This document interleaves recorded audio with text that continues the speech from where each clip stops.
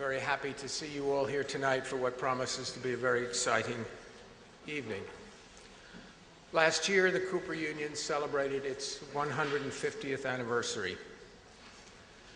For those of you who aren't familiar with this institution, it's a small private university founded by the American entrepreneur, inventor, philanthropist Peter Cooper, who, although having only 1 year of education himself, felt that education should be as free as air and water.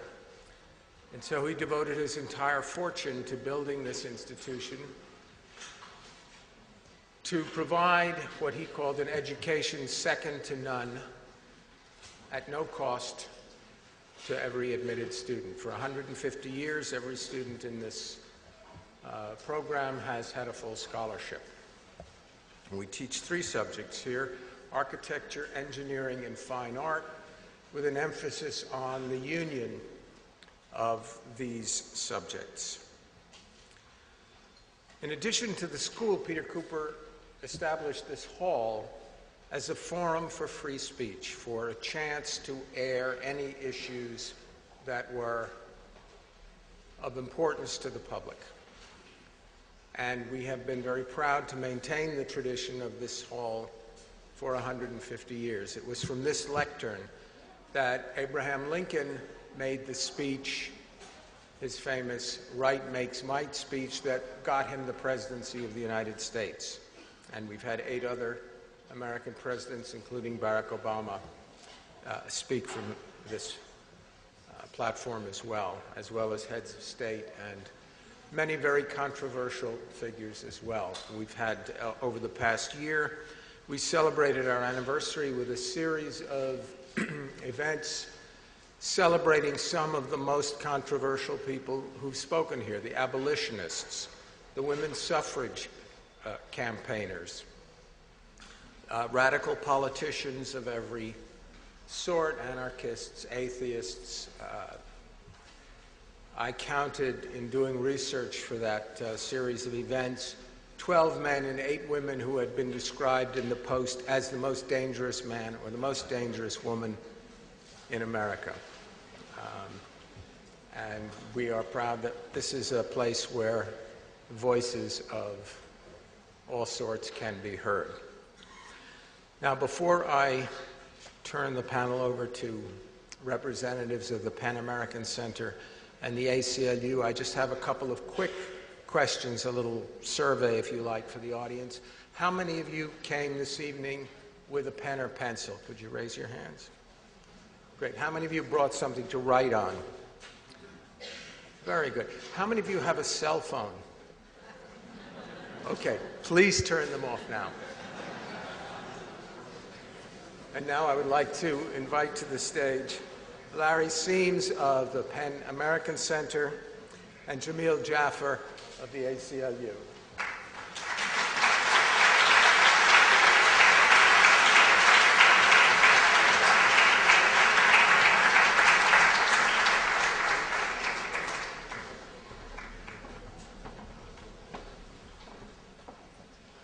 Good evening. I'm Larry Seams, Director of Freedom to Write and International Programs at Pan American Center. As many of you know, PEN was founded just after the First World War on the principle that discussions among writers from different countries and cultures can reduce the kinds of tensions that lead to such catastrophic conflicts.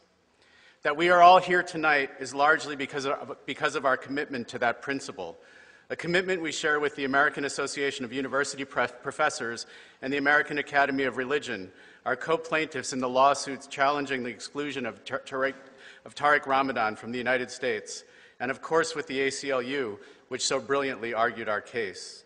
On behalf of the AAUP and the American Academy of Religion and all the members of Pan American Center, I want to thank Jamil Jaffer, Melissa Goodman, and everyone else at the ACLU who defended our right as Americans to hear a full range of voices and ideas, and our ability as PEN to carry out our work.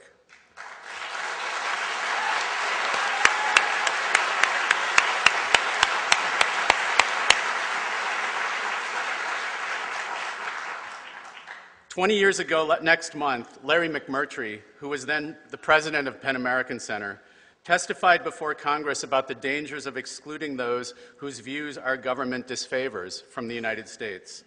Emphasizing the importance Penn assigns to discussions such as the one we will have this evening, McMurtry said, "Because we are writers, we know that reading one another's work is vital, but we also know that meeting one another face to face in free discussion and debate is vital too.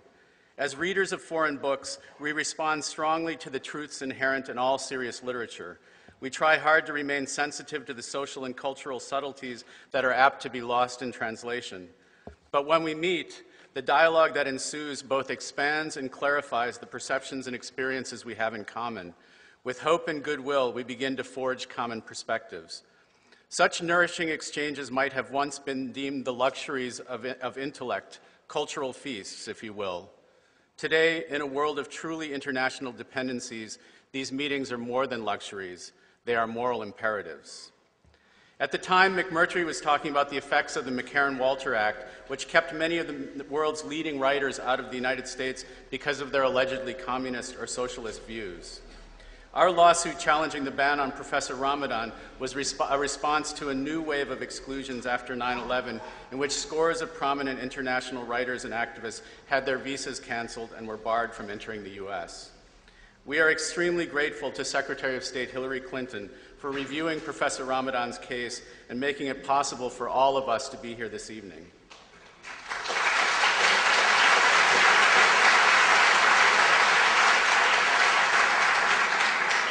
We will be working with the AAUP, the ACLU, and the administration to make sure other post-9/11 exclusions are also reviewed and reversed.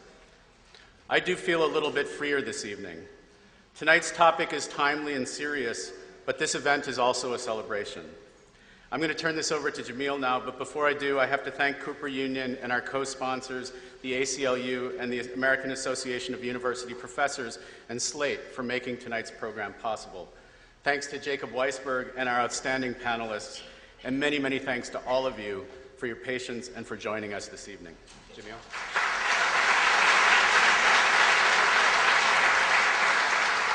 Thanks, Larry, and thanks to all of you for joining us this evening. I'm Jamil Jaffar. I'm the director of the ACLU's National Security Project.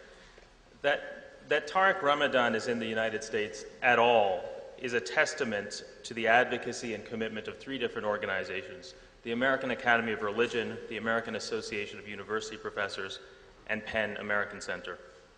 6 years ago, the Bush administration revoked Professor Ramadan's visa and effectively banned him from the United States. With the help of the ACLU, the three organizations I mentioned brought a lawsuit under the First Amendment to challenge the ban. An appeals court eventually rejected the Bush administration's basis for the ban, and as Larry said, earlier this year, Secretary of State Hillary Clinton signed an order that lifted the ban altogether. If not for the lawsuit that three American organizations filed several years ago, this evening's discussion wouldn't be taking place at all. At the end of this evening, we can all decide for ourselves whether what Tariq Ramadan has to say is persuasive or unsettling or even infuriating. But we should take a moment to appreciate that we can decide for ourselves. One point of the First Amendment is to create a political space in which we can discuss and debate issues of public concern without government interference or censorship. Tonight's discussion takes place within that protected political space. In many other countries, that space doesn't exist at all. It's the government that decides which ideas get heard. It's the government that decides which ideas are worthwhile and which ones aren't. We have the opportunity, and in fact, we have the constitutionally protected right to decide for ourselves. And we have this right because organizations like AAR, AAUP, and Penn American Center protect and defend that right. On behalf of the ACLU, I'd like to thank those three organizations, as well as the Cooper Union, Slate Magazine, and all of the panelists. And it's now my pleasure to introduce Jacob Weisberg, chairman of the Slate Group.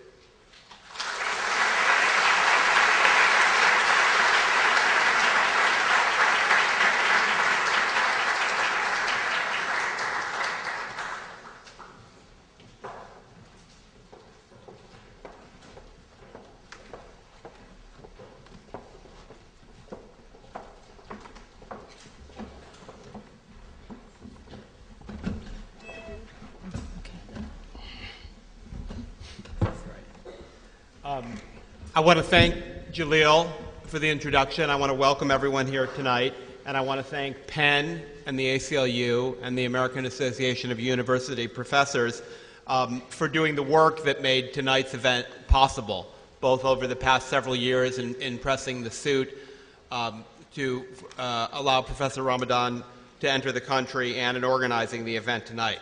I'm going to very quickly introduce our panelists so we can get down to it, and then I will explain a few things about the format, and we'll start right in. To begin, at the far end, George Packer is a writer for The New Yorker. He's the author of several books, including his most recent collection, Interesting Times. Dalia Mogahed works for the Gallup organization. She's the co-author of a book entitled Who Speaks for Islam? Professor Ramadan needs no introduction. I think you all know who he is. Joan Wallach Scott is a sociologist, and historian. I was getting to that. She's at the Institute for Advanced Study in Princeton. She's also the author of the book The Politics of the Veil, and she is former chairman of the Academic Freedom Committee of the American Association of University Professors. Now, as I think you all know, this is Professor Ramadan's first appearance in front of a United States audience before he was denied a visa by the Bush administration, which, as Jalil and Larry were saying, denied all of us a chance to hear from him directly for a period of years. So the focus tonight is going to be on him and his views. And here's the format we've all agreed to for tonight's discussion. Professor Ramadan is going to give some opening remarks for about 10 minutes. Then I'm going to give each of our panelists 5 to 10 minutes to respond to his remarks, ask him questions. We may ask each other some questions. Then I'm going to take around 10 minutes to ask him some questions myself. We're going to save a half an hour at the end for questions from all of you in the audience. And here's how we're going to do it. David asked if you had pens and paper. The reason for that is we want you to write your questions down, and we want you to pass them to the aisle.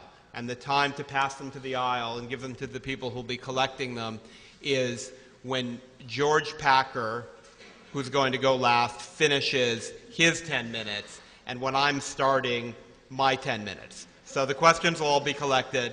They'll be brought up here. I'll remind you. Don't worry if that's too confusing. But the point is you have some time, but in about 55 minutes into the event, we're going to collect all the questions. They'll be brought up to me, and I will read them. And I will not select them on the basis of what the questions are. I will merely select them on the basis of which are the pithiest and most legible. So let that be a challenge to all of you. I want to say, I know this is going to be an excellent audience, I can tell already, but let me remind you to turn off your cell phones. I want to appeal to everyone to listen respectfully tonight. That means please hold your applause, if you possibly can, until the end of the event. This event is made possible by organizations that are advocates, are leading advocates for freedom of expression, and I'd like us to be a very good example of that principle tonight. And with that, I give you Professor Tariq Ramadan.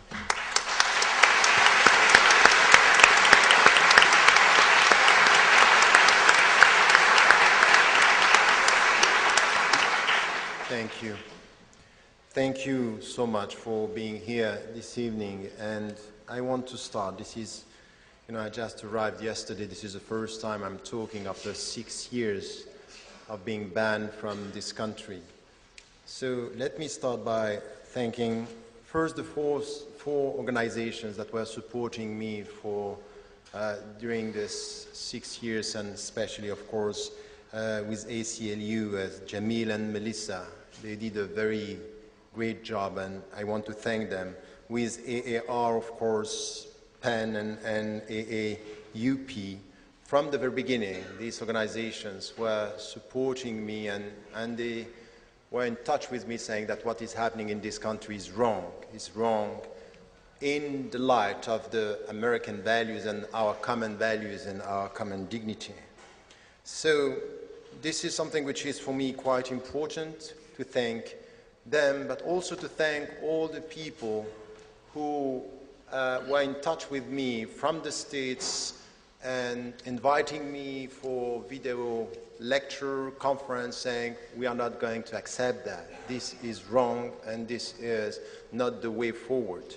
I want to thank them, and I want to thank all the people also who are here and not here, but also these people who did not agree with me, who have read and say, no, we don't agree, but still said the decision of the American, the Bush administration was wrong.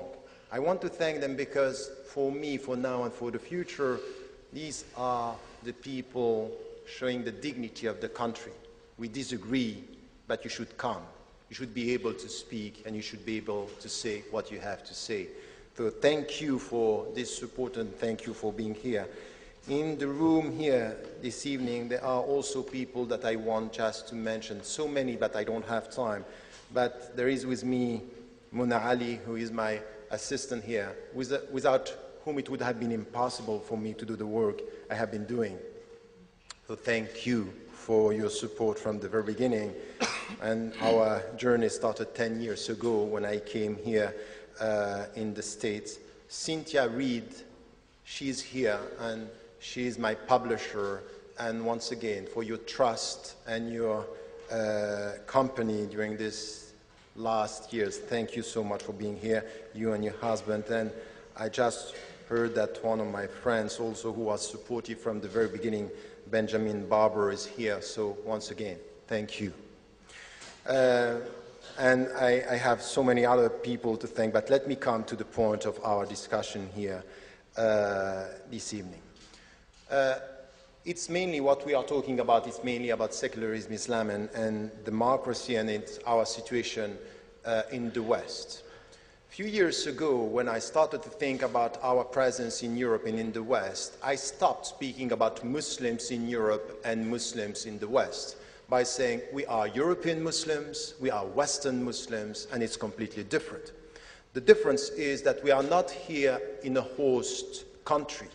We are at home, and Islam is a Western religion. Why? Because we have citizens in Europe, citizens in the States, citizens in Canada. They are citizens, they live as citizens, they abide by the law, and they are making it the reality of our time. So this is the starting point of a mindset that we have to change. And I got reactions coming from Muslims saying, no, no, no, you have to speak about Muslims in Europe. I say, no, I'm European by culture, Swiss by nationality, and Muslim by religion, and all this is fine. There is no contradiction. So the point for me, the starting point of our discussion is this, and not only to rely on perceptions, because very often, just after September 11th in this country, you had President Bush speaking about the Muslims in a way which was us versus them. They don't like our values. He was speaking about the extremists, but implicitly the message that we got is there is a problem with Muslims. And still what we have now in our European countries, as well as here, is still, when we speak about Muslims, is as if we don't speak about true Americans, true Europeans. They are still the other within, the outsider within. So I would say that this is the starting point of our discussion. So how can we change the mindset? Is to go from perceptions to facts and figures. And what we have now is millions of Western Muslims are getting the 3 L's that I'm mentioning in the last book, What I Believe. The first one is that they abide by the law. So they don't have a problem with the secular system. If we understand the secular system is not against religion, is to make it clear that we are distinguishing power and authorities. That the state, the power of the state, is something which has nothing to do with the power of the authority of religion. The private sphere is where we decide for ourselves, so we don't have a problem with this as Muslim citizens. We abide by the law, and this is the first L. The second L, which is everywhere now in all the European and the Western countries, and this is the case here in the States, is that we speak the language of the country, and there is no problem with this. So look at what is happening with the second, third, and onward generations now. They are American, they are European, and they speak English, German, French, as all the others. They are citizens of their country, abiding by the law, speaking the language. And then there is something which is quite important, and this is the starting point also of our discussion. This is where I got the problem which pushed an administration to ban me from the country, is that we are loyal to our country and loyal to our values. What does it mean to be loyal? It means that I'm loyal to my country when I'm a committed citizen. And when I'm a committed citizen means that when I agree with my government, I'm going to support it. But when I disagree, in the name of my free citizenship, in the name of my freedom of speech, I should be able to say that's wrong. I should be able, for example, to say that to go to Iraq is wrong. I should be able, for example, to be involved in anything which has to do with social injustices or anything which has to do with discrimination, racism, unemployment, and international issues. This is the only way to be loyal as a citizen, is to be critically, constructively loyal.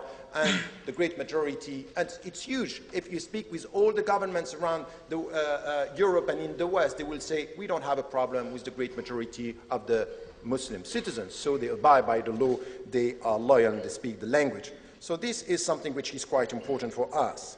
And this is why I'm speaking about the post-integration process, saying now it's time not to speak about integrating or being integrated, it's to speak about contribution. What do you give to your country? In which way you are providing something? Which is the step forward? Which is you, when you give something, the people are not asking where do you come from. They want to know where we are going together. So this is what is happening now. And look at what is happening with the citizens in America, in Canada, and in Europe. If you look at facts and figures and what they are saying, they feel that they are Europeans. The perception is, oh, they want mosques not to integrate. It's exactly the opposite. They want mosques, they want organization, they want institutions, in fact, to be really Europeans, really Americans and Canadians. So the point is that if we rely on facts and figures and we listen to the people, they feel at home, and more young generation, young Muslims and new generations are showing or paving the way towards this reality of contributing.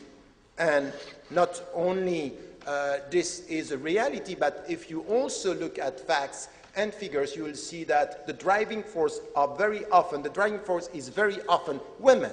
Muslim women who are paving the road, who are involved in the process, through education, through their critical thinking and their presence, saying exactly the opposite of when you look at the way they dress, you may think that they are oppressed. But if you listen to what they think and the way they are involved in the Muslim communities now, you are just getting a sense that there is a new leadership, that there is empowerment here, and we have to respect this. And this is what I have been promoting for the last 20 years.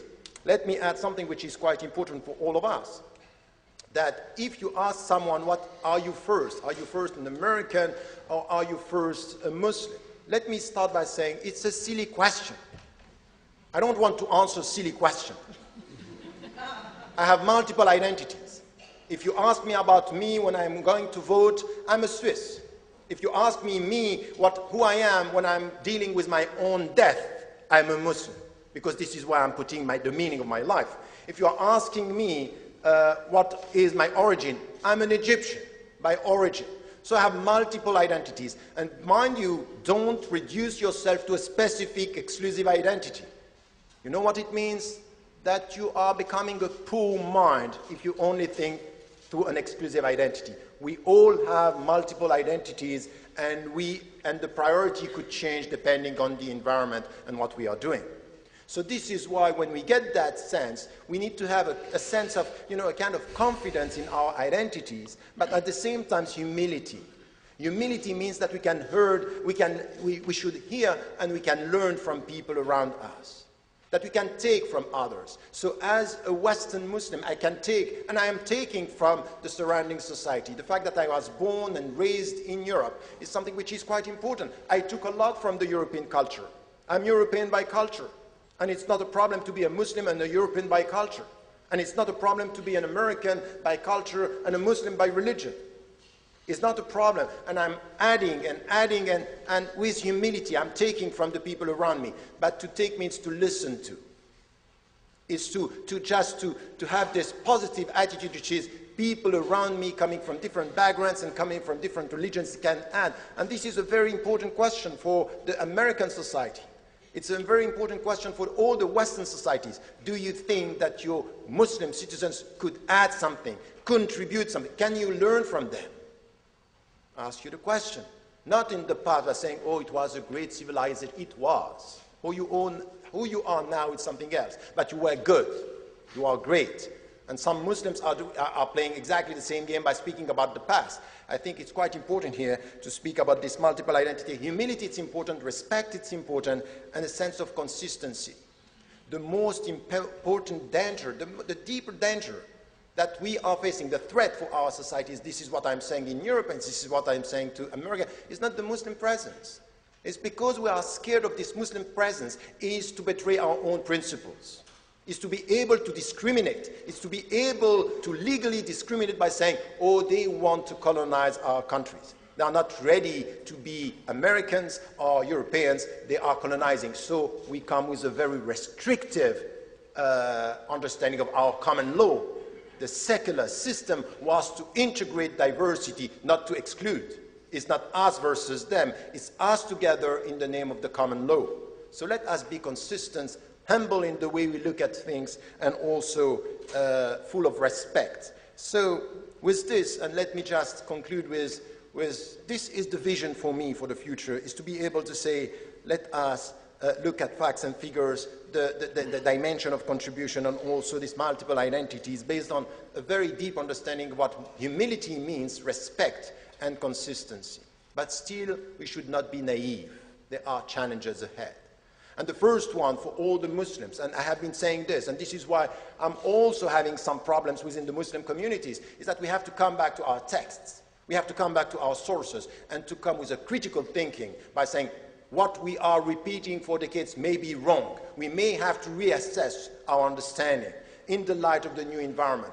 And we should do this in the West as well as in Muslim majority countries. This is why in the book Radical Reform, I'm crossing the board. I'm saying these are challenges for all the Muslims living in the contemporary world, not only for Western Muslims. But for Muslims living in the West, they have the opportunities and they have the space to be able to promote the thinking and also to be connected to Muslim majority countries. So there is no way to cut ourselves from the Muslim majority countries and the Muslims living there. It's an ongoing dialogue, but it's a challenge on women, on the understanding secularism, on understanding the very meaning of separation of authority and not connecting these to the past, to colonization, to something which is against religion. It was not, it should not be, and these are challenges. The second thing which is really important for us here, and I am advocating a new we, and the new we is look at this room.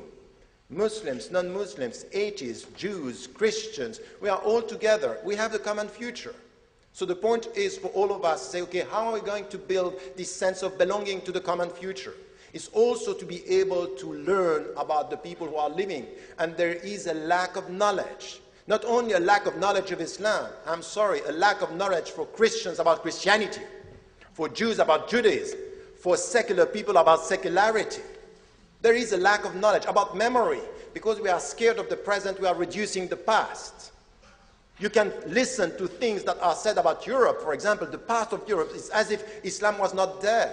So you have to say, you know what? We may need the dialogue with ourselves instead of speaking about the dialogue with others. So knowledge is important, and this is where it's quite important to come back to memory, philosophy, history. This is what we also have to teach. Let me just add two things and end with this. All of us, we should be very cautious to not to accept this confusion in our current discussion. When we speak about religion and when we speak about the Islam, we should come to this religious discussion, but not to confuse this with socio-economic problems. What we need with people being discriminated, with violence in the suburbs, for example, in France, in the inner cities now, when you listen to African Americans telling you you have a problem with racism, but you have a problem with equal citizenship. Now, not talking about religion. It's not a religious problem. It's a socio-economic problem needing social policies. We need policies on this. We don't need to speak about, identity, integration, culture. This is not the point. The point is, are you serious? Are you consistent with democracy, with democratic values? That is equal citizenship for all of us, if you are rich and if you are poor, if you are black and if you are white. I'm saying this to the United States of America because you know the problem that you have with this, but not only to the Americans. I'm saying this also to all the Muslims around the world, because they may say Islam is not promoting racism, but Muslims are very often promoting racist attitudes towards the black, towards some of the people who are poor people. I think that this is something that we have to challenge. And the last point for me is really also to be able to understand that we should connect this to international issues. We should be critical. You know, I know why I was banned from this country. It has nothing to do with my terrorist views or my view about violence. I was invited by the State Department 5 months before being banned from this country.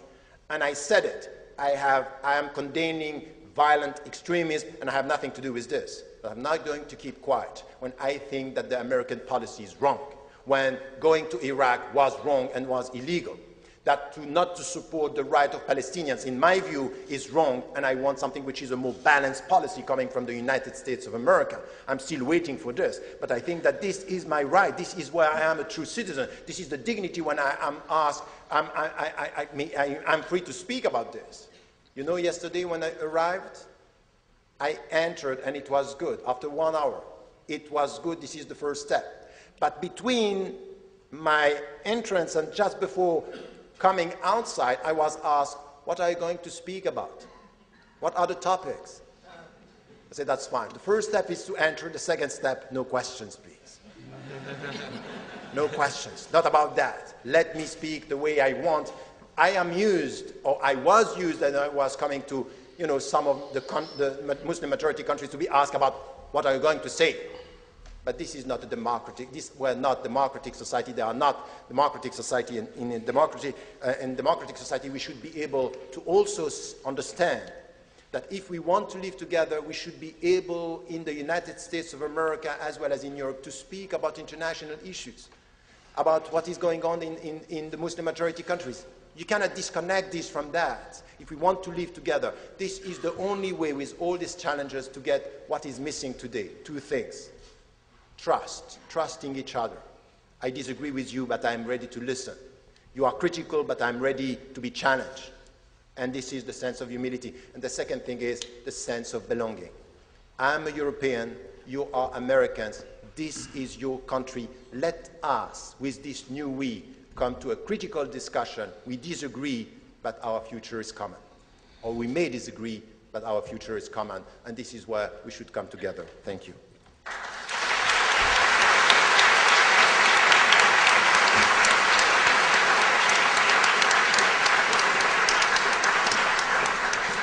Thank you, Professor Ramadan. I'm going to turn now to Dalia Mogahed, and I want to begin by asking you a question as an expert on Muslim public opinion, and perhaps Professor Ramadan will want to respond to this as well. And the question is, why are American Muslims so much less disaffected than European Muslims in general? Okay, thank you very much, and thanks you all for being here this evening. The podium is now in the way. Oh. Okay. The lectern is in the way. Why don't you push it back? Good, thank you. Well, we'll keep talking while they do that. Thank you. Yes. Okay. Dalia, please go ahead. I'm going to draw on the research that we've done at Gallup on European Muslims in Britain, France, and Germany, as well as American Muslims. And what we find is that there are several differences between American and European Muslims, but there are also many things that they share. So I'll start with the differences, which is sort of the questions you alluded to. Muslim Americans are, on average, more educated and more affluent than the general public. Muslim American women, for example, are among the most educated women in America. In fact, just second to Jewish women in their level of education. They have no gender gap between Muslim American men and women. Muslim Americans are employed, they're entrepreneurial, they're highly educated. And this is in stark contrast to many Muslim communities who are European. where they are, on average, much less likely to be employed, socioeconomically disadvantaged. So that is one big difference, and there are many reasons for this difference. One is the reason that immigrants came to each continent. So many Muslim American immigrants immigrated to this country for education, for higher education, my parents being an example.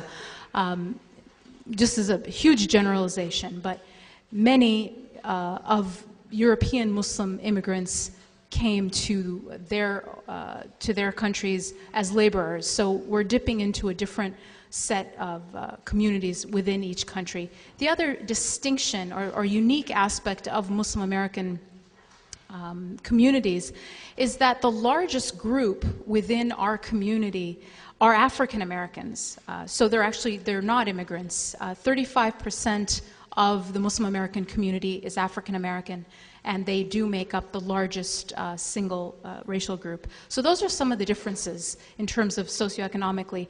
But there are also many similarities, and I think one that might surprise people is that Muslim Americans are not less religious than European Muslims. And I think that there's a misconception that there's sort of an implicit connection between success economically and educationally and somehow being more secular. And that's not the case at all, in fact.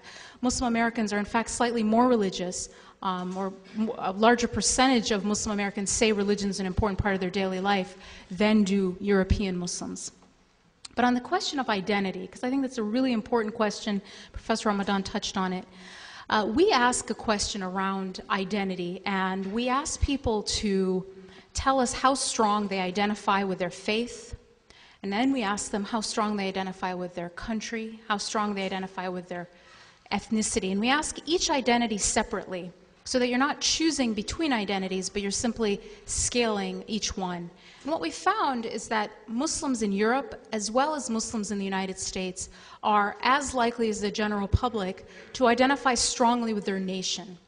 Specifically in Britain, Muslim British citizens are more likely than the general public to say they identify strongly with their nation.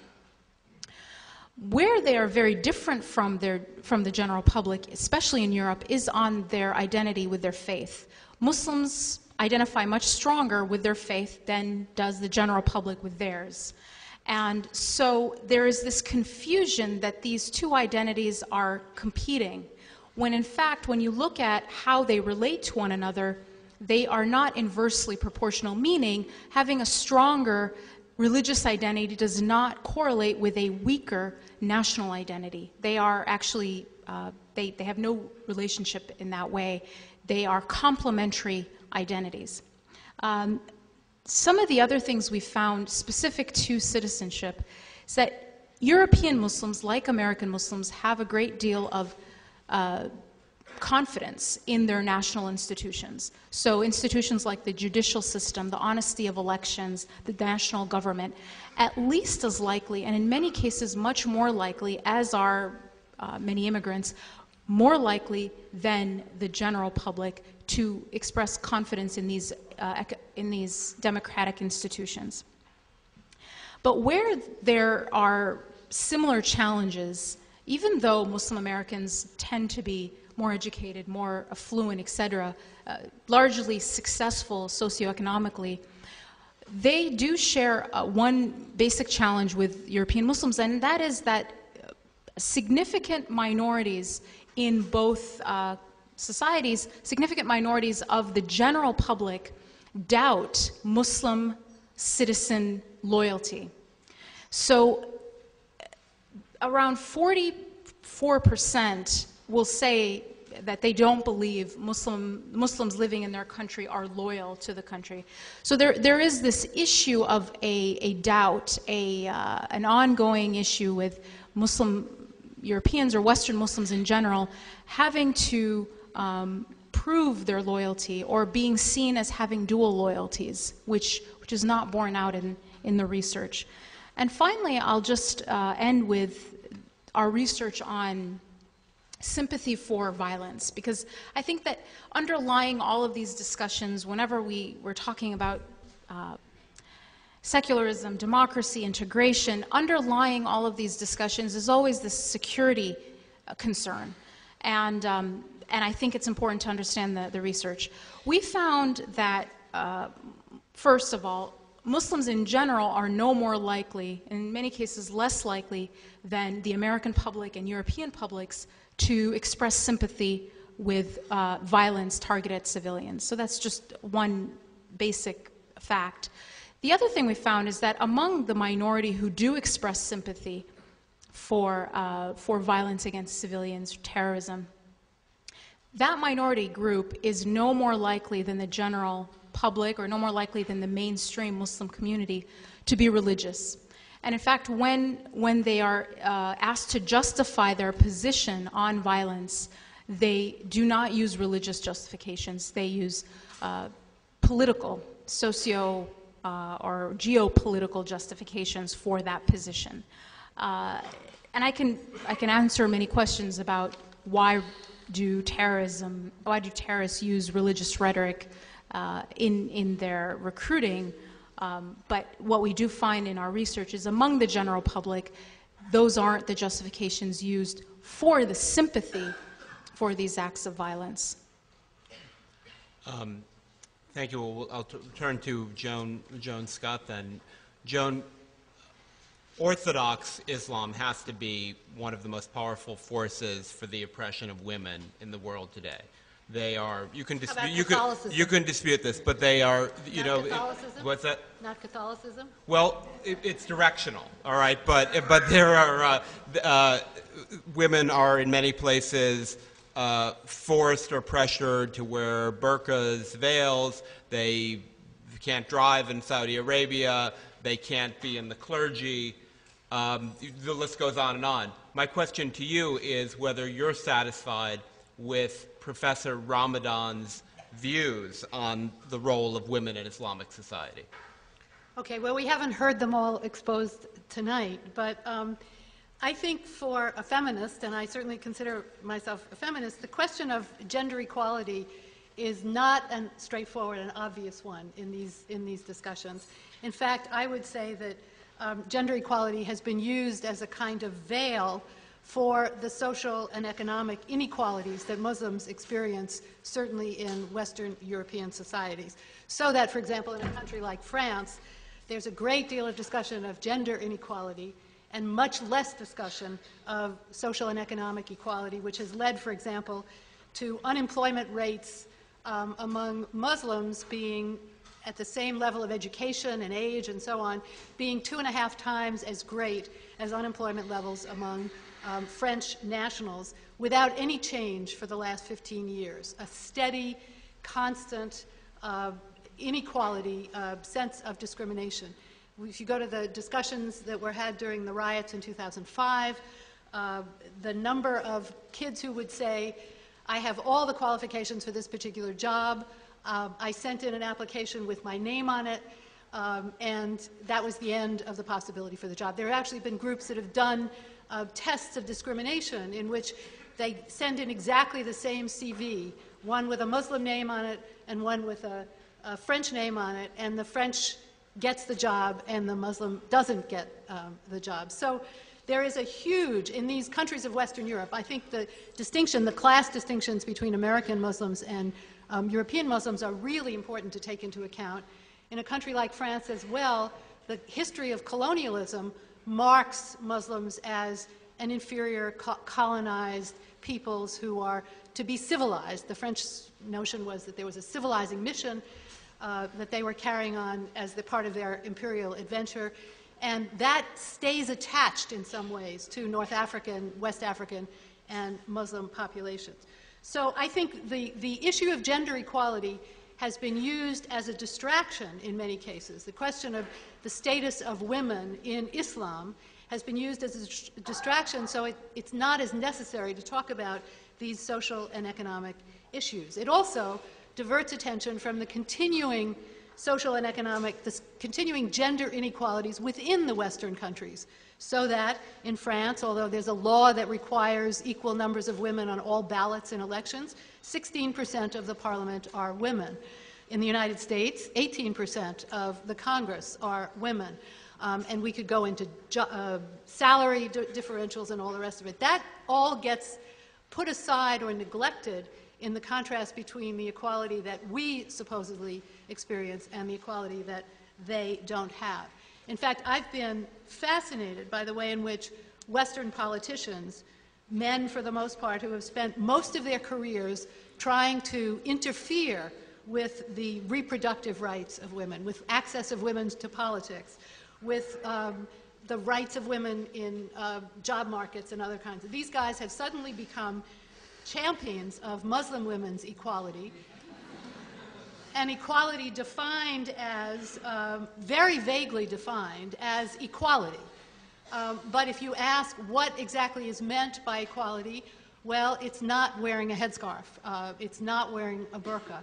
In fact, many of the women who wear burqas or headscarves, but certainly the headscarves are the ones I know something about, will tell you that they've chosen to do it not because their parents are forcing them to do it, not because their brothers are threatening their lives, but because they represent a younger generation of Europeans who want to insist on the integrity of their religious beliefs as well as on their, the fact of their citizenship in many of these countries.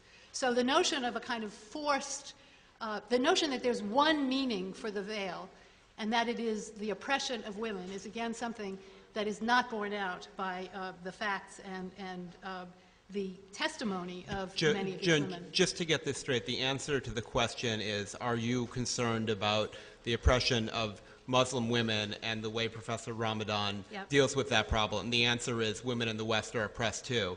And I take your point, and yes, they are. But No, there are very specific roles that are denied to women in Islamic societies, professional roles, the clergy. There is explicit discrimination, and I don't hear you very concerned about it. I'd like to have your information on that. The Iranian parliament has more women in it than the American legislature. How about the Iranian clergy? No, but how about the rabbinate in the United States? The Orthodox. I'm not saying that these are the same. What I'm saying is that the issue of gender equality is a way of distracting the conversation from some of the things that need to be talked about, which are discrimination against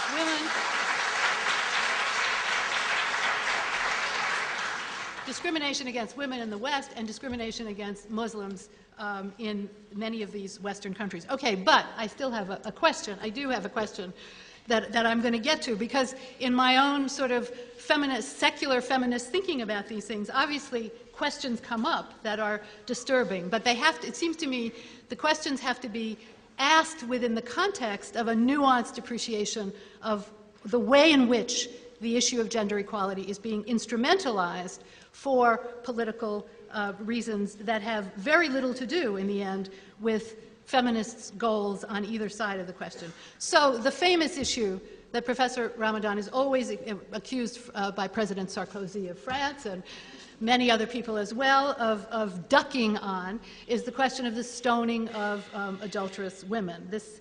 I actually think that his solution to the problem is not a bad one. That is that there be a moratorium. He has said, he can say it himself, but he has said that he opposes... This is a tough question. Yes, yeah. That he opposes stoning, but that he thinks there ought to be a moratorium on it so that Muslim jurists can deliberate it, because unless the discussion happens from within, unless there is a set of interpretive arguments, that the issue will not be resolved, and it certainly can't be a Western imposition on the religious teachings or the religious interpretations of a particular group. So I think I would accept that, but still I would ask the question, okay? And the question, the gender question is, and it comes not so much from a Western feminist's perspective as it does from what I know of Islamic feminists.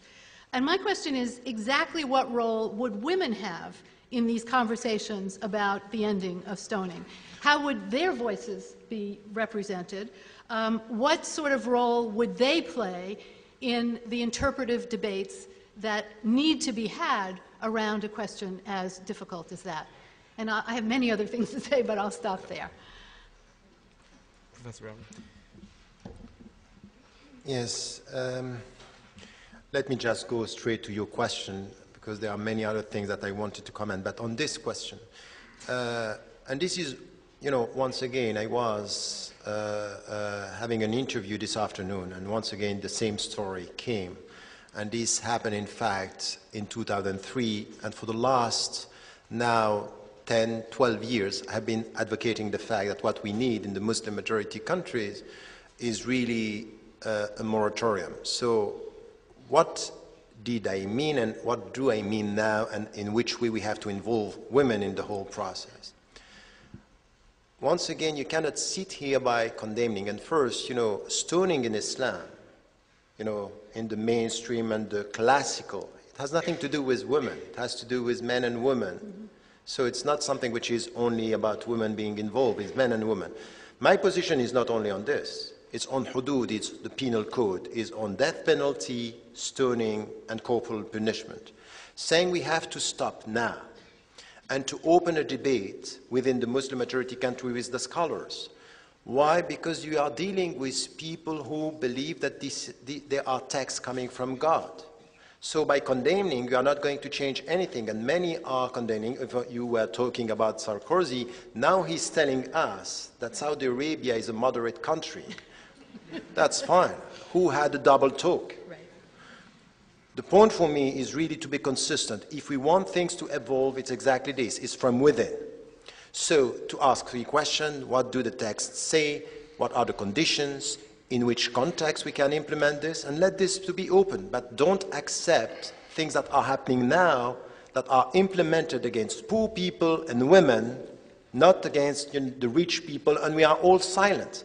What is in the petro-monarchies today is known by everyone, but we are silent. Why? Because they have the money. They have the money. We are hypocritical on that. So the position for me is to make things moving. What I want is men and women to be involved in the discussion, but not only on this. Mm-hmm. In everything which has to do with, religious discussion on contemporary issues. So, for example, in the last book on these issues, on the fundamentals of Islamic law and jurisprudence, the book Radical Reform, I'm advocating specialists in every specific field, men and women, to be involved. Of course, in the gender equality we need, but not only this. I don't want the women to speak only about women issues. And it may be that for me, I said it and I repeat this, one of the most important problems women have within the Islamic tradition is men. And that's not only true. No, but it's not a joke. It's not only true of the Islamic tradition. It's not a joke. It's really not a joke. It's really something which is critical. This is where we have to talk about involving people in a critical discussion on this, because there are cultural projection, reduction of the text to something which is a literal reading. So I would say the way you were portraying the Muslim majority countries, I would say that, yes, we have many problems. But we have to go beyond only, repeating some of the stories to come to see what is happening in Muslim-majority countries as well. And I can tell you that in many Muslim-majority countries, even in Saudi Arabia today, you have trends of women being more educated, more involved, and challenging this patriarchal, macho authority, which is a reductive take on the scriptural sources, on the Quran. You also have to listen to them. They may say, we don't want westernization, but we want freedom. And it may be that we can get freedom without westernization. And we should be humble enough in the West, you and me, to accept that they could be free, but not like us. I'll turn now to George Packer to continue this conversation. George, there are 2 persistent criticisms of Professor Ramadan, which you encounter if you start to read about him.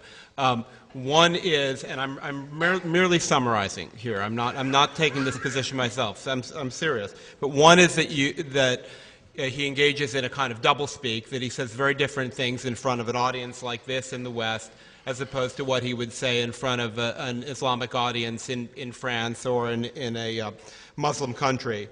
And the other one is that in his desire to accommodate everyone, both liberals and Orthodox Muslims, he sort of evades hard questions and conflicts and fundamental tensions between an open society and religious fundamentalism. And I wonder if you, as someone who has looked at this, thinks either of those criticisms is justified, and perhaps you can ask him some questions yourself that'll help us all form an opinion about that. Okay. Well, first, I want to welcome you to the U.S.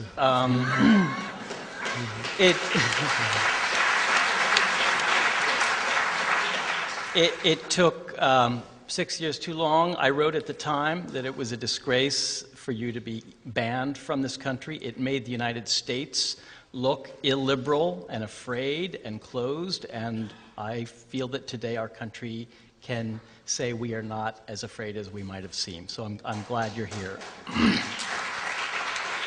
I don't buy the argument that Professor Ramadan is two-faced or speaks out of both sides of his mouth or says one thing to one audience and another to another. I just don't see any evidence of it. And there is evidence that he says the same thing to every audience. There's a very good profile written by my wife about Professor Ramadan, which I've read a few times. Apparently, she's the only journalist who ever accompanied him on his speaking appearances in mosques and community centers in France. And she found that he was telling them anti-Semitism is a terrible thing and it is to be avoided and there should be no, et cetera, et cetera. So her findings and everything I've read of his tells me that it's an open book. There's not a hidden agenda. In fact, there are many open books. He's prolific. The second question, I don't know the answer to yet, and I'm going to use tonight to try to get an answer. You said part of being here is to be challenged. So I want to ask you two questions that are challenging questions, and partly in order to answer, or to try to begin to answer Jacob's second question. One of them is a historical question, and the other is a philosophical question. And they may seem like they're about far away or ancient things, but I think they're relevant. And they're really about the foundation on which you're building a bridge. You are a bridge builder, and I think it is a good thing that you're doing that, and I think your bridge is going to lead to a better place than any of the alternatives that I can think of. But I worry about the foundation on which you're building the bridge. And to get to the historical question, which is about that foundation, a book is about to be published by the writer Paul Berman called The Flight of the Intellectuals. And there's a chapter in that book that's about the relationship between Hassan al-Banna, your grandfather, and the founder of the Muslim Brotherhood, and the Grand Mufti of Jerusalem, Hajj Amin al-Husseini. And the book describes Hassan al-Banna's tireless support for the Grand Mufti of Jerusalem in the 30s and 40s, and the convergence of their views on certain questions. For those in the audience who don't know, the Grand Mufti of Jerusalem was a leading collaborator with Nazi Germany. So willing a collaborator that he did a series of radio broadcasts from Berlin during the war in which he incited Arabs to rise up and kill the Jews. It was genocidal radio broadcasting along the lines of Hutu power in Rwanda in 1994. And it was only because of the accident of Rommel's defeat at Al Alamein that there was no chance for that to happen. Your grandfather, Hassan al-Banna, waged a tireless campaign of solidarity with the Grand Mufti of Jerusalem, managed to help him escape any war crimes trial that might have followed the war, and brought him back to Cairo after the war, and said upon the Grand Mufti's arrival, this hero who challenged an empire and fought Zionism with the help of Hitler and Germany and Hitler are gone, but Amin al-Husseini will continue the struggle. He said even more direct things, or wrote them. He wrote in his epistle to the young that Mussolini's Italy and the German Reich were models for the Muslim Brotherhood. And he wrote in his To What Do We Summon Mankind that Hitler and King Saud were also models for the Brotherhood. You've written about his life in your book, Aux Sources du Renouveau Musulman, which I've read. But you haven't written about these things. You have not gone into the detail that Paul Berman exhaustively goes into in his book. And it makes me ask, is there a limit to what you're willing to say or even to think? Is there a red line, which is your lineage, your heritage? I'm not attributing these views to you, and I'm not asking you to repudiate your grandfather. I'm asking you why you haven't condemned him for his association with the Grand Mufti and for these statements, which actually, they're not just ancient history, because one of your grandfather's followers, Yusuf al-Qaradawi, who preaches on Al Jazeera from Qatar, he's Egyptian-born, just last year said Hitler was sent by Allah as a punishment for the corruption of the Jews. I don't know if you condemned it at the time. You've spoken quite highly of Sheikh al-Qaradawi. So my first question is, do you condemn these things? Or is there a limit to the breadth of your ethical vision? Let me ask the second question, and then we'll get to that. The second question is philosophical. Where do rights come from? That's my basic question. Are they inherent in being human, or do they come from revealed religion? Do they come from the texts, which are subject to interpretation by, as Jacob pointed out, usually male religious authorities? And it's an important question. It's foundational. It gets at your vision of what we are as human beings and as citizens. It's especially important in Muslim-majority countries, because in those countries, especially where there is essentially an Islamic state, those rights which may exist today can be taken away tomorrow if the body of the clerics decides on a new interpretation. So we may have an enlightened Tariq Ramadan-like interpretation today, but tomorrow we might find that that's changed. And that's the nature of rights that are not inherent and universal, but that are based in religion and in religious texts that help bring you here, are based on defending that right. And yet, I think among a good many Muslims in Europe, and not just the ones who advocate or even seek to carry out violence against those cartoonists, who are a serious few, there isn't that absolute conviction that there's a right, that the right of freedom of expression includes the right to insult, ridicule other people's religion. So I guess I ask, where do rights come from, and do they include that right? Okay. You can take a few minutes. I have more than 2 minutes. That's okay. Right. So about your first question, let me tell you something about, you spoke about the book of Paul Berman, which is going to be published. And I have been asked, I arrived yesterday for the last, this morning, at least 3 times about this book. And I read what he was writing before. I can just tell you something which is quite important for me. Mainly, I was expecting something else from someone from his reputation, because he's translating things that I have been facing during the last 20 years in Europe, about my grandfather, about the moratorium and all this. This is a book of translation from French to English of some of the points, and I responded to many of this. But on the specific point that you are referring to, and on my grandfather, once again, I said it. I'm coming from this family, and I am studying and I studied his life and what he has been doing. And I put this into the context of the 30s and the 40s in Egypt.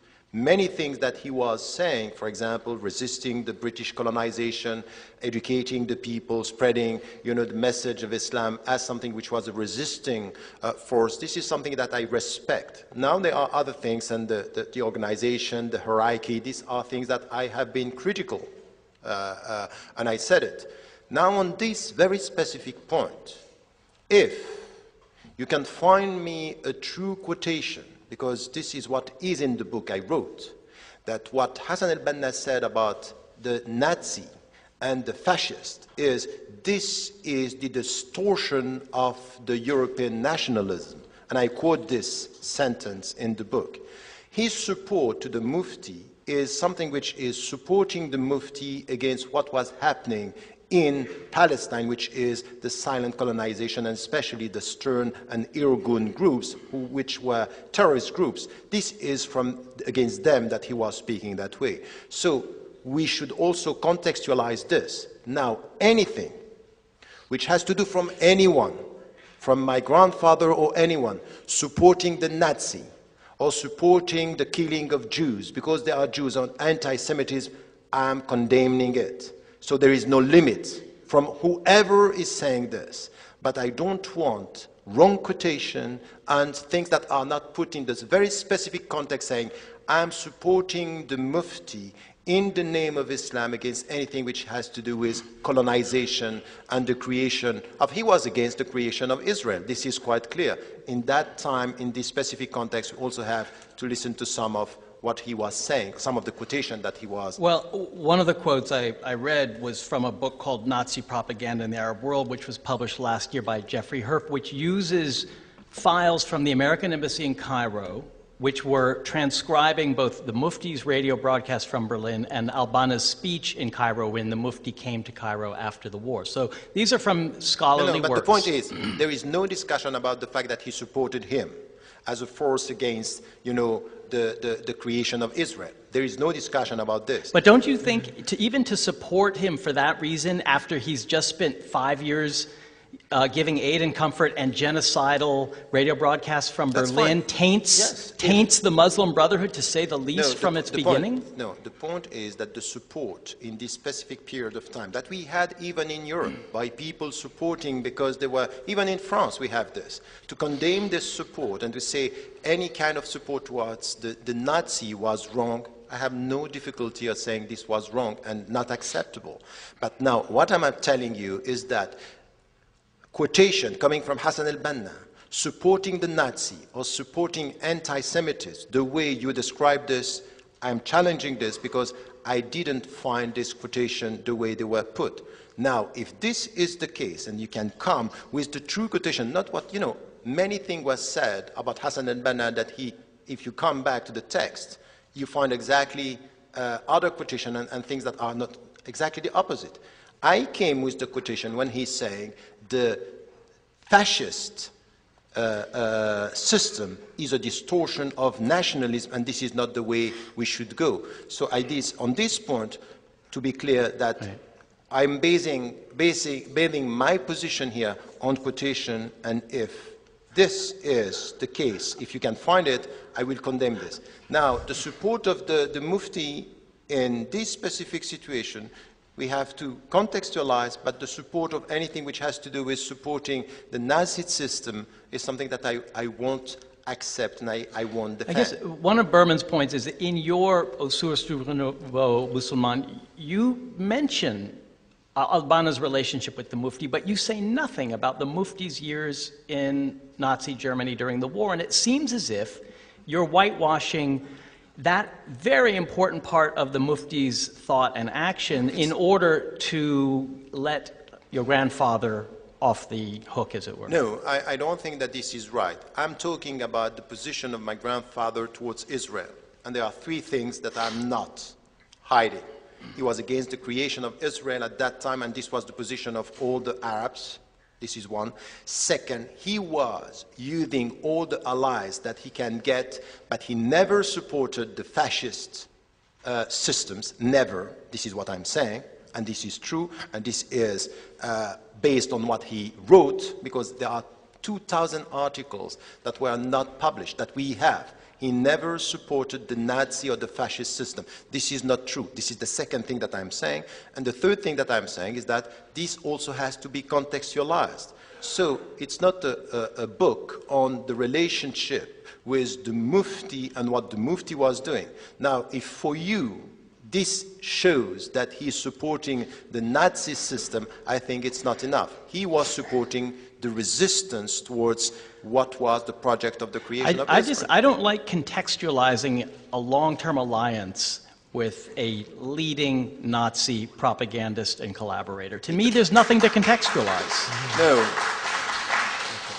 No, I think that this is not the way it should be put, because he was not, and once again, he was the Mufti of Egypt, the Mufti of Jerusalem.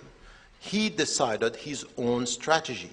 Hassan al-Banna was not responsible of his strategy. He supported someone saying that Palestine should be freed from anything which was an attempt to create the state of Israel on that place. This is what was his position. Now you cannot, and if you should do this, you should do this even with the United States of America, that sometimes you have allies in very specific situation that you are not supporting all their views. It happened in the European history even with the resistance. So I would say that on that point, my text was not about the relationship, and what the Mufti was saying is that the very specific position, and the very specific position is that you cannot find in anything which was coming from Hassan al-Banna a support for the Nazi. But it's an illusion that worries me, because it suggests that to go down a road that would actually be difficult for you, that would be difficult for you, you pulled back, you retreated from that road because it would have raised hard questions about your grandfather and the Brotherhood. I think we've aired this issue very well. Let me just interject for 1 minute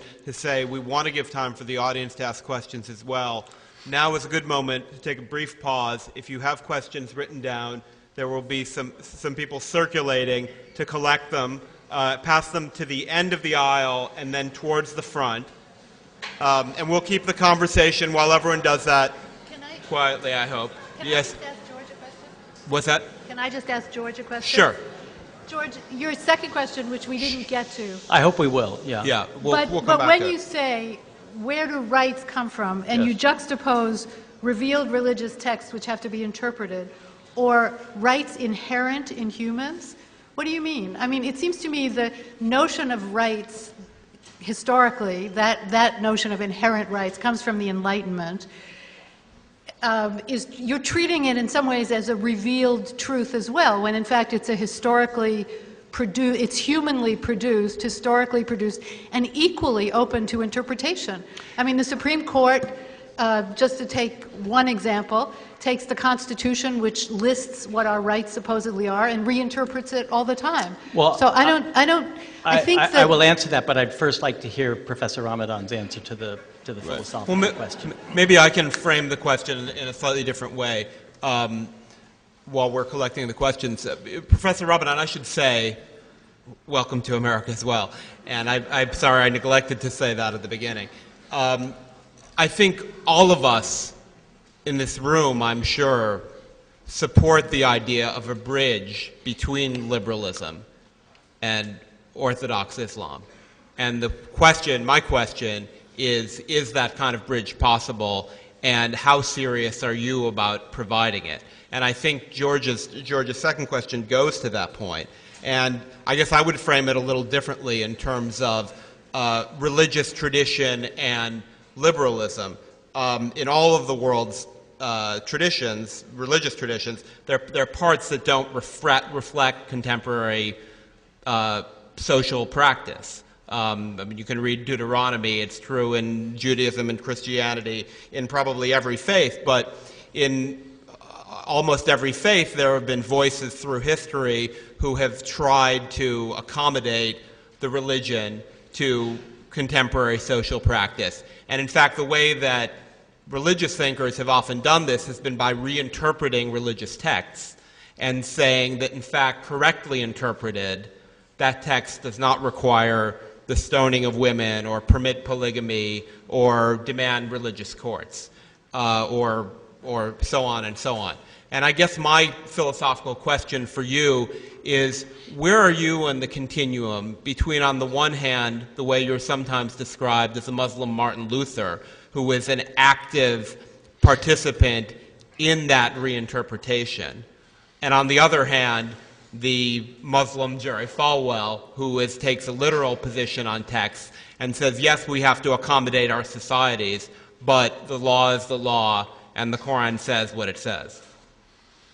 Yes, I have been working on that, and I think that between your two questions, and I've been working on that by saying, look, first there is something which is quite important, is that for the Muslims and the mainstream, what you call Orthodox, is that it is the very Word of God.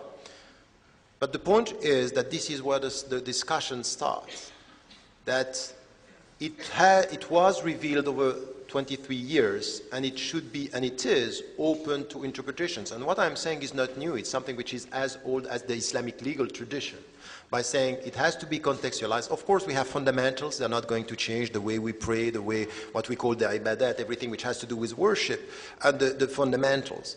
But now, from the very beginning, in the legal Islamic tradition, there is something which is a critical reading of the scriptural sources, and not denying the fact that you can add to what you get from the text anything which is coming from the common rationality. This is not something which is new in the Islamic tradition.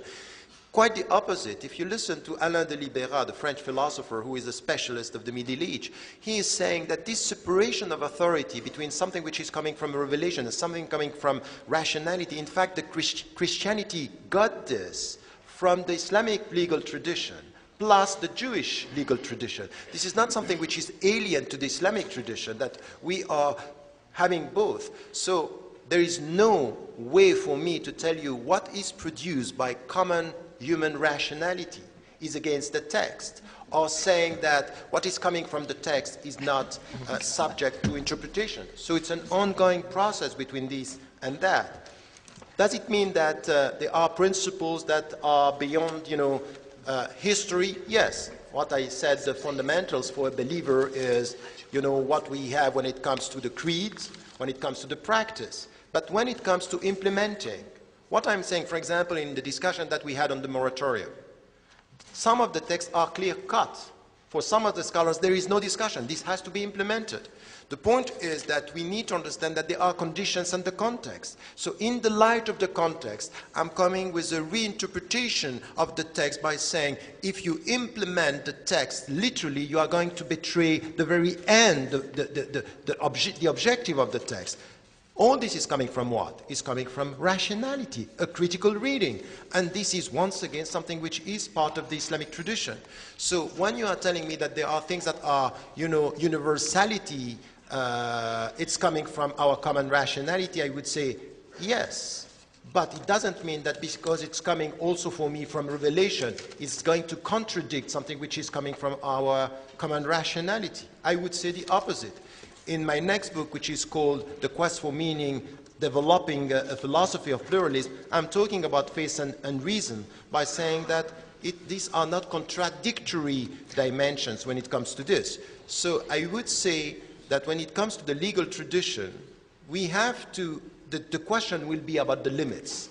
What and how are we going to deal with the limits? What I can tell you today is that, for example, be quite fair, and once again, it's exactly the same attitude with the first question. It's really to be quite precise in what we are talking about. I think I was pretty precise in the first question. But the first question, yes, but my answer is quite precise. When I'm telling you why I'm writing what I'm writing about, and in which way I'm distancing myself from anything which has to do with supporting, Nazi and fascists, this is unacceptable, and this is my position, and it would be the case. But the point is that look at what happened with the cartoon. And what happened also with the Get Wilders movie on, Submission. No, the other one, which is on fitna, what he was doing afterward. If you listen and you look at what is happening with Muslims and Western and European Muslims, what they were, the first reaction in the cartoon by Danish Muslims was not what, say, we don't understand. They didn't react for 3 months. And what you should understand that something happened in Denmark, which was a political game. The ambassadors asked the prime minister to welcome them and to talk. He refused. And then they came back to the countries of origin and they played with this, and it became a political issue. It has nothing to do with Danish Muslim citizens saying, no, you can't do this. It was not the case. Now we have demonstrations and people in Muslim majority countries refusing this. But look at what happened with Geert Wilders in the Netherlands. He did this, and they say, we abide by the law, and they took a critical distance from that. And this is my position. It's legal to do it. I think it's silly. It's legally silly, but do it. And take a critical distance on that. And I would say that even non-Muslim in our Western society may think that, yes, it's legal, and we have to say, I don't want new law. I don't want to add in the name of something which is coming from God. I say, let us come to our common rule of law. If you... Yeah. I'm sorry, George. Okay. I don't want to interrupt this very good conversation. On the other hand, we only have a little more than 10 minutes left, and there are a lot of questions, and I want to try to get through quite a few of them, if we can. And I have one more question for you, which I'm asking you only because I've seen it 4 times on the card, so it is the most common question here. It's about Islam and homosexuality. In an article on your website, you wrote, all the world's major religions and spiritual traditions, from the majority view in Hinduism, Buddhism, Judaism, Christianity, and Islam, condemn and forbid homosexuality. Muslims are now being called upon to condemn the Quran and to accept and promote homosexuality to gain entry into the modern world. You also call homosexuality behavior considered reprehensible under the rules of morality. Is sex between 2 people of the same gender wrong under your moral code, and can one be gay and a good Muslim? I responded to that many times, but the quotation, the second one, is not what I'm saying. I say, according to Islam, this is the way homosexuality is perceived. So it's quite clear. From all the monotheistic tradition to Buddhists to the Dalai Lama, are not, the spiritualities are not promoting homosexuality. This is to be said because this is the mainstream and these are the teachings coming from the religions. What I'm advocating then, and saying something which is quite clear, Islam is not promoting homosexuality. What should be the attitude of the Muslims is to be able to say, I disagree with what you are doing, but I respect who you are. And this is what, in a pluralistic society, should be the common ground. You may disagree with the fact that, I'm a practicing Muslim, but I'm asking you to respect who I am. And for the Muslims, is to be able, in our society, to be able to say this: I respect who you are, I respect your rights, but I may disagree with what you are doing. This is one thing. The second thing is, and I said it once, and it was published in Prospect magazine, I said to the Muslims, if someone is a homosexual, man or woman, and he's saying, I'm a Muslim, it's not for me to put someone within or outside Islam. And it's not because you are doing things that for Muslims they are not right that you can say that you are no longer a Muslim. And a behavior is not putting you outside or within Islam. So you can be a Muslim and you decide the behavior you want to have. This is your responsibility. So I would never say to someone, you are no longer a Muslim because you are homosexual. Now, your decision is yours. Your freedom is your freedom. I respect who you are, and you decide the way you want to behave. Mm-hmm. All right. As much as we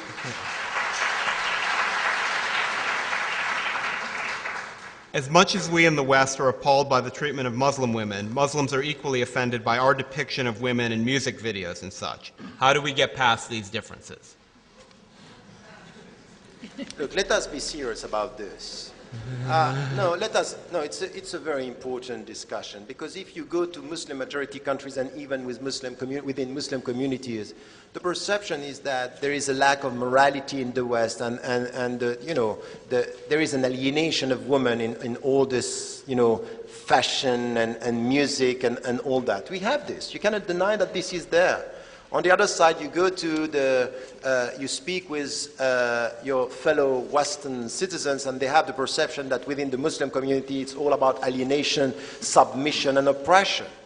Let us come to a critical discussion. While we are talking about what you were saying, when we speak about freedom, when we speak about autonomy, when, for example, in France, I'm saying about the headscarf, for example, look, the only right position for me is not for you to tell the woman the way they have to dress or not to dress. The only right feminist attitude is to say, you dress the way you want. But to do this, it's really about education, and it's about autonomy. It's about autonomy. Let the women be autonomous. Let them also, when they have the same job and the same skill, have the same salary. This is what I call true feminism. To speak about something which is deep, not the superficiality of our discussion. And then also to be able to say, I could be shocked by the way we are exposing, bodies and to sell music and cars the way we are doing. But I don't want to sit and to say, oh, this is because it's a decadent society. I want to do this as a human being, as someone who is trying to find a new way to dignify men and women. So I would say it's something which is a critical discussion, and we are not getting this discussion. We are not talking about the deep dimension of what it means to be a woman today. For example, my main problem in the Muslim majority countries is not about, rights and duties of women. It's really about being able to speak about women as a human being, as a spiritual being, as a woman who can be emancipated from her ego and being able to experience the spiritual journey. This is the main discussion for me. I don't want to waste my time into something which is, tell me the way you appear and I will know if you are free. I think this is silly. Let me let's hold applause, please, because I want to try to get through at least a couple more of these very good questions here. A similarly controversial non-Muslim scholar would not be allowed the same forum in most predominantly Muslim countries. Discuss this irony. What I'm saying to many Muslims is that what we have as to the reality of our life in Western countries is allowing us much more than what we have in Muslim majority countries. When it comes to freedom, when it comes to being able to speak and being able to move, to be able to, and more than that, when we speak about the objectives of the fundamentals of the Islamic tradition, it's about protecting dignity, intellect, protecting personal integrity. We are much more protected, and these principles are much more respected in the West today than in many Muslim majority countries. So I would say, I'm still banned from 6 Muslim majority countries today because I cannot speak my mind. And I would say that it's not only for an atheist that it's problematic, it's for every single free mind that it's problematic now in many Muslim majority countries. So instead of being happy to be here in a comparative way, we'll always find people who are worse than us.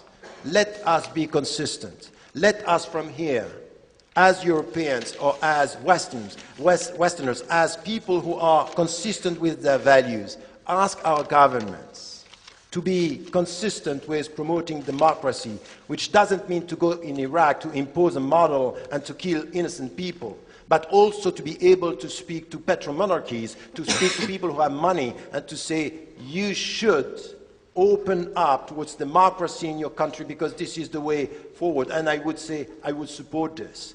I am against our lack of consistency in the West, and I'm against anything which is instrumentalizing religion in Muslim majority countries or instrumentalizing secularism, for example, in some countries in the name of, freedom, and when you and what you have, you end up having dictatorships. I would say that I would be critical towards these systems the way I am promoting freedom here. What is your response to critics of Islam, such as Ayaan Hirsi Ali, I know you debated her in London, who claim that normative Islam is not inherently compatible with Western secular values? The problem I have with Ayaan Hirsi Ali is it's deeper than that. It's not about the criticism, because many of the things that she's asking or questioning about Islam, I think that we have to listen. They are legitimate questions, and it's good. The point is that what she's saying is that Islam per se is problematic. And Muslims, because they are Muslims, they are problematic. You cannot be a practicing Muslim and being open to democracy because it's a contradiction in terms. So you want to start discussing, but the discussion is over because, okay, I'm a Muslim, so what? So it's over. So you can't. And then she's spreading around mistrust about anything. If you come and say, I'm a practicing Muslim, I abide by the law, I'm a Democrat, I want freedom, I want to... No. Why? Because you are a Muslim. And by definition, Islam. So it's something which is a position which is very close to what I got from populist parties and racists. Targeting you because you are a Muslim, it means that the only way to be an open Muslim is to be an ex-Muslim. It's a problem.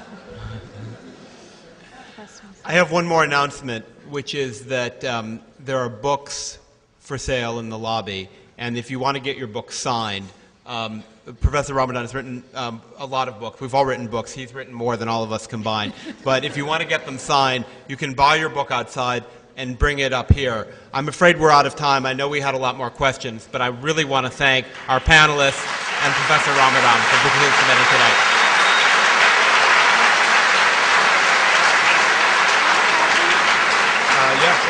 Let me just, yeah. I couldn't